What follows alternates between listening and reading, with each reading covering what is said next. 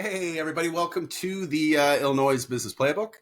I am here with Andreas Lopez with Duck a Diet. How are you doing today, Andres?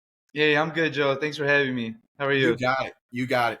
Well, as you know, man, from watching some of these shows, what we like to do is we like to have a little fun before we get started. So I'll usually ask people about sports or ask them about some of their other passions. But I just really quick, and then I want to hear about you. But, one of the movies that changed my life as a little kid, and I've obviously got a couple years on you, my man, was the movie Rocky. So from the get-go, I've just loved the whole story. I've loved the whole sport. And it seems to me I'm not the only one here on this particular episode that has a passion for boxing. So can you talk a little bit about your boxing background? Yeah, definitely. I think boxing was like a big root and stepping stone for me to be an entrepreneur, the entrepreneur that I am today. Because, I started training I was young. I was about 16. I didn't do any other sports growing up. I was just an overweight kid. And then I found out boxing, and then I started training and turns out I was good at it. Nice. So, I started competing and I don't know, it's always been like, a really good, I always kind of go back to that fighter mentality now that I'm just doing business, because like, Sure. it's like once you step in that ring, like there's no going back. Yes. And in business is the same thing too, right? You could make some moves here and there, and sometimes there's no going back. But it's a risk, and I mean, right now I'm happy. I'm doing the most brutal, the most brutal sport of all. I feel, which is entrepreneurship. Oh, I love how you're tying this together. Really quick before we get into that too, though, how many fights have you formalized fights have you been in the ring? So, as an amateur, I had my first Muay Thai fight, which is like kickboxing with elbows at 17. Oh And then wow. after that, I think I had two of those at 17. And after that, I had my first MMA fight. And going into it, I said like this is gonna be my first and my last because I want to focus on boxing because I just like to stand and bang. I just like to go toe to toe. Sure. And people in MMA kickboxing, they would feel my hands and they would just grapple, hold me down. Mm. So after my MMA fight, I think I was still 17 because my parents signed the waiver because I fought a grown man. Yeah. And Oh, wow. yeah, and then after that, I just focused on boxing, and I think in 9 months I had like 21 fights. Like I was super active. All in all, I probably have like 30 combat sports fights. Wow. It's been a while. My last fight was probably like 4 or 5 years ago, and that's Okay. when I really started focusing on my business. But now Mm. that business is going like it's going good. We got the right people in the right spot. You guys may see Duckman make a return to the ring. Oh, I love it. I love it. Well, then this is a great transition. If you want to fight for something, fight for the ability to run something that you love and you're passionate about, right? So, talk to us about your business, Andreas, and tell us about what inspired you to get started in this field. Yeah, so it all really ties down, like it's kind of like the circle of life with boxing. So, like I said, I grew up like, a fat kid because I knew how to cook because I knew how to eat, right? I love to eat. Sure. So then I got to the point where I started competing and I needed to learn how to cook healthy to cut Mm. weight to make, my bracket. And then basically, through research, my training partners, a little bit of college, I did go to MCC. Okay. I started researching how to like, do my own meal prep, and it's a mixture of things. But I remember one time I walked into my corporate office job when I was working full time and boxing full time. I thought my thing was be the next Canelo, be the next Mayweather. And Yes. then I was already doing the meal prep on the side, just for Okay. me. And then people would ask me, "Can you pay me?" And I was like, "Well, if I mean, I'm sorry." People would ask me, "Can you meal prep for me?" And I was like, "Well, if you pay me." It's a lot of work. And then Yep. from there, I just started doing it. It started growing more and more, the meal Mhm. prep on the side. And then I remember one day I was walking into my corporate office job and I told my coworker, I was like, "Today's my 1 year anniversary." And he's like, "Before you know it, it'll be 10." And I was like, "Oh shit, I got to do something Yeah. to, get out of here." And I saw that the meal prep was like starting to go pretty good. And then basically like, well, at the time I didn't know the difference between revenue and profit, Mm. young and dumb. So I Sure. was like, well, I'm making as much as my regular check with my meal prep. I should just quit my full time, my 40 hours here and put 40 hours here, and maybe something will happen. Sure. And then I wasn't even living at home anymore. I was living on my own. Mm. I was independent. I was 21, and I was like, well, I'm gonna just quit my full time job and go all in on boxing and my meal prep career. And I mean, it's been a lot of ups and downs, but I mean, right now, present day, we have an amazing product. We have clients who love it. We have solid systems in the kitchen, and I definitely think, the saying is true, right? You got to risk it to get the biscuit. There you go. Well, you actually did talk about something I think is really good. You have had some challenges, right? And as a local business, um, again, with your experience being a boxer, you're gonna get hit in the face, man, right? But you got to just keep going forward. Got to just keep doing what you got to do to fight through it. What are some of those challenges that you've experienced, and how have you been able to overcome those? Yeah, that's a good one. I would say the biggest one overall is just getting into an industry Mhm. before it even existed, right? Let's think about like 9 years ago, there was no meal prep Yeah. industry. Nowadays, you hear Factor, all these other guys, right? So I think that was the biggest one at the beginning, Okay. and I didn't see it at the very time. So I guess that's where all my struggles probably came from, that Sure. big thing.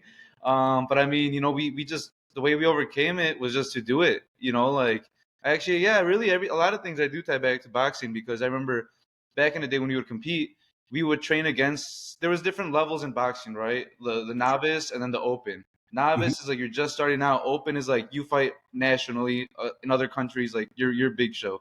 And Right. we would always, when I first started fighting, a lot of my fights were, I was a novice, but I would fight open level fighters, and that wasn't supposed to happen. But my coach was like, "We don't care. We train to fight whoever, whenever." Sure. So I kind of always had that mentality, whenever I did any into business things, I was like, well, people say you can't do this, people say you can't do that. Like, I don't care. I'm gonna just do it, and if I fail, then I'll learn from it and move on.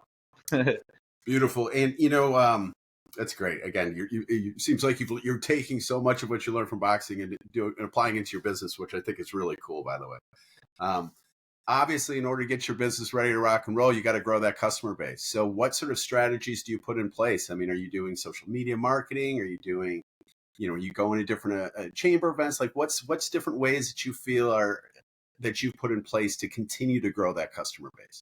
Yeah, the original way was through social media, word of mouth, and that's still been probably the biggest one present day. Sure. Our social media, we have a in-house social media team. Okay. They do very well. And then what I'm starting to do more now too is go to more chamber events, more public events. Just be out there. Having people know my name. Putting a smile on their face, making people feel good, because that's what our product really is about. Mm. Like, we like to say that we're not just selling healthy meals; we're selling a better way of life. So Oh, it's very awesome when like you can just go up to somebody and just make them feel good. Whether that be with your food, just your energy, just encouraging people, because that's what great. our company is all about. And then the other biggest thing would be taking care of your people. Customer service is our number one thing, and it kind of trickles down to every person on our team. It's Mm. one of our company values that we love our clients. So, we always, reach out, get feedback. We're not perfect. We're not using machines yet. But everything is done by hand, so Sure. like mistakes can happen, and we like to make sure that if anything ever does slip up, we're checking in on our people and taking care of them however we need to. That's great. That's beautiful. Andreas, you kind of talked about the fact that when you started this business, you said 9 years ago. Is that correct? Yeah, 9 years ago I was 21. 21. So, oh yeah, I was right around that age too. Many more years ago than 9 years. Anyway, um, so you were talking about 9 years ago when you started this. Like this wasn't really a thing, and obviously now there's a lot more competition in that same space that you're doing. Of course, you are your company does things your own way that separates itself with the wonderful ways. But what what sort of trends do you see in this industry? Like what sort of alterations do you see moving forward that are going to happen? And how are you applying different strategies to sort of be able to deal with those future trends in the industry? Yeah, I would say one big thing, like in anyone, is just, I mean, the future is here, technology, AI. So I Hmm. guess that all is like the big picture is making it easier for the client to get the product, right? How can you leverage the new technology to do that? Sure. So that'll probably be one thing, I'm working on. I'm going to be working on just finding, maybe an application where people can order, gamified reward system, I hear is a big thing. Okay. I mean, the other one, like we kind of have it in our favor. Everyone is more health conscious now since Yeah. COVID, right? Everyone's trying to be healthier, live healthier. There's a lot of companies. That's kind of what I think, for myself. Whenever I'm at events or I'm training one of my team members for events, I'm Sure. like, in sales, the two rules are like and actually help your people. Yeah. So like our product, like I don't think about it as sales. I think about it like, if this person doesn't buy my product, they're gonna go spend their money somewhere else with someone who Hmm. doesn't care as much as we care and can help them get to where they want to get. Sure. So I would say just educating the new wave of people that are transitioning into fitness is Sure. going to be one of our priorities. Doing that through social media, email marketing, hosting in-person events like we did. We hosted one here at the kitchen through the chamber. So doing more things like that.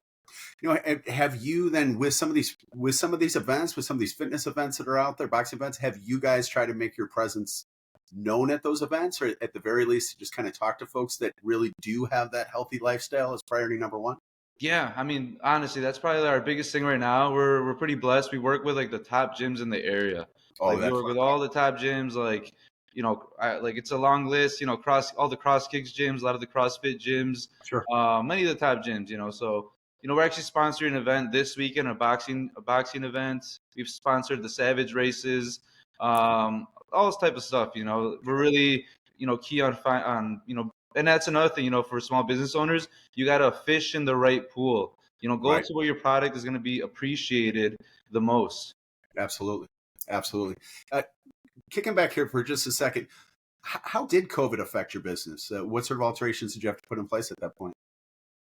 Um, I mean, overall, it was just a lot of adjusting. Adjusting how we do things in the kitchen, making sure that everyone's safe, like our Sure. team. Everyone's like following COVID policies while still working.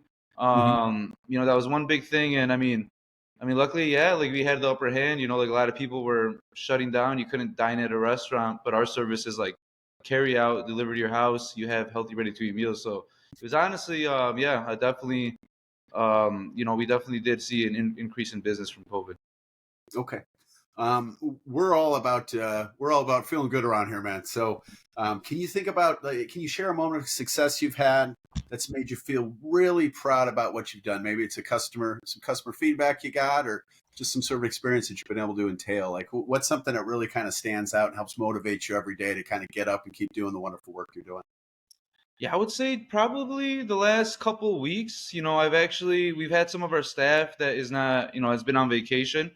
So I've been having a couple of the leads. So I've been having to, step back into the machine and work. And Mm, it's really cool because when I'm working with the team, like they're telling me how to do it yeah. better.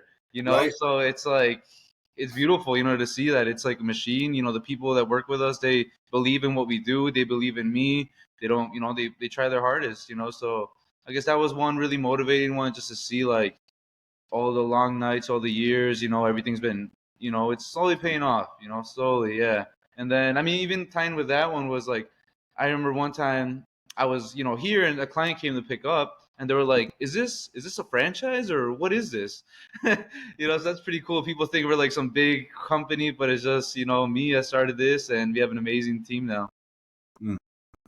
Well, you're obviously extremely proud about what you do, and I'm a big fan of people that are passionate about things in general. And from the box, I think the boxing's really kind of helped you, and is going to continue to help you become the champ of this type of service, Andres. So, what's the best way that people can get a hold of you, man? If people want to learn about your business, if people want to reach out to you, what's the best way for them to do so?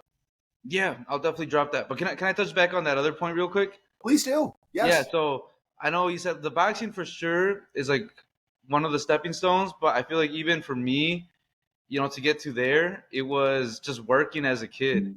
My dad he has a company, a carpet cleaning company, and I would always work with him every freaking weekend since I was like young. And at the Sure. time, like I would like kind of like I'd wake up. I'm like, I want to watch the cartoons. Like, what the heck? And then he's like, nope, you got to go to work. And I think just working with him since I was a kid. At the time I didn't appreciate it, but now like I work hard. I work long days, and it's like, it's nothing to me. It's like thank God for the work ethic that he put into me, for their Absolutely. sacrifices. And yeah, that's probably that combined with boxing, combined with the new fitness wave. You definitely Duck or Die is not going nowhere. Love And it. yeah, to contact me, to order meals, you could order on duckadiet.com, Okay. and Duck a Diet, like a little rubber ducky. We're on social media as well, Duck a Diet Meal Prep on Instagram and Facebook. And yeah, you just order online. Order by Wednesdays is the big thing. That way you could pick it up by the weekend and be ready for the week. Rock and roll. Andreas, listen, man, I really appreciate your time. Really appreciate learning about your business, about your passion. And Champ, I think you knocked this out of the park. So I really appreciate you, man. You have a great day, okay? All right, thanks, Joe. You too.